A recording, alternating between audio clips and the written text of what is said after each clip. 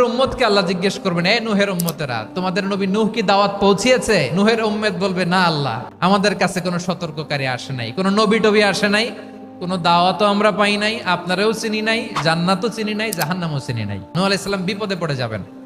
তখন আল্লাহ বলবেন, নূহ তুমি বললা পৌঁছিয়েছো, তোমার উম্মত বলে কিছু পায় নাই। নূহ তোমার কি কোনো সাক্ষী আছে? নূহ আলাইহিস সালাম বলবেন, আছে। কে?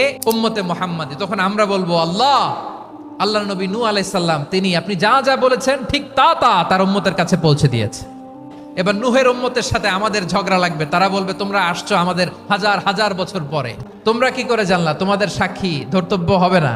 আমরা বলবো, আমাদের কোরআনে তোমাদের নবীর কথা আল্লাহ আমাদেরকে জানিয়েছেন, দিন রাত এক করে তোমাদের কাছে তিনি দাওয়াত পৌঁছেছেন, তোমরা কানের মধ্যে হাত দিয়ে রাখতা, চেহারাটা কাপড় দিয়ে ঢেকে রাখতা, আল্লাহর নবী নূহকে পিটিয়ে ছালা দিয়ে পেঁচিয়ে তোমরা পাহাড়ে রেখে আসতা, সব আমরা জানি।